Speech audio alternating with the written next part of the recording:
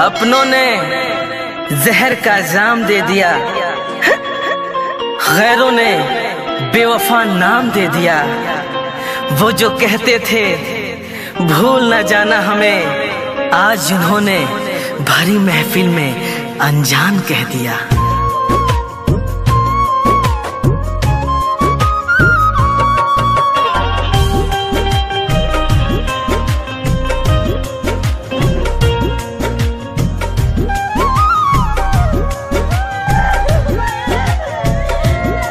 तोहरा शादी के कवानो सगुन भेज दी, तोहरा शादी के कवनो सगुन भेज दी। मेहंदी काम पहरता था कह खून भेज दी, मेहंदी काम पहरता था कह खून भेज दी। तोहरा शादी के कवानो सगुन भेज दी, तोहरा शादी के कवनो सगुन भेज दी। मेहंदी काम पहरता था कह खून भेज दी, मेहंदी काम पहरता था कह खून भेज दी।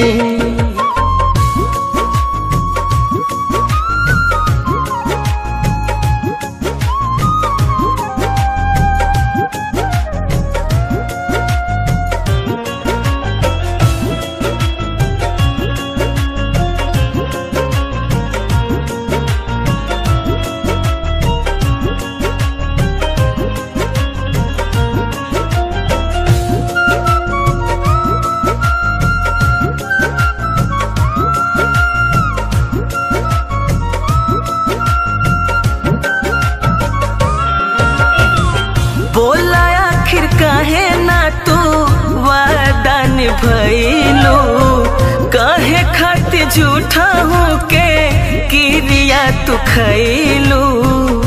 दिल का दर्द छुपाना कितना मुश्किल है, गम में मुस्कुराना कितना मुश्किल है। अरे दिल का दर्द छुपाना कितना मुश्किल है, गम में मुस्कुराना कितना मुश्किल है। दूर तक जब चलो किसी के साथ, फिर तन्हा लौट के आना कितना मुश्किल है। बोला आखिर काहे ना तू वादा निभैलू, काहे खातिर झूठा हूँ के किरिया तू खैलू। दिल के जख्म पदारे खातिर नून भेज दी, दिल के जख्म पदारे खातिर नून भेज दी। मेहंदी काम पहरता था कह खून भेज दी, मेहंदी काम पहरता था कह खून भेज दी।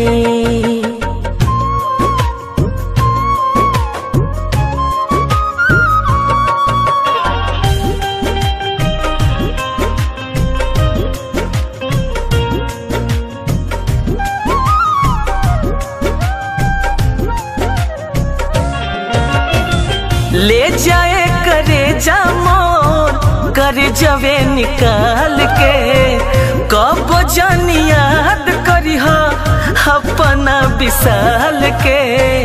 टूटा हो दिल तो दुख होता है, करके मोहब्बत किसी से ये दिल रोता है।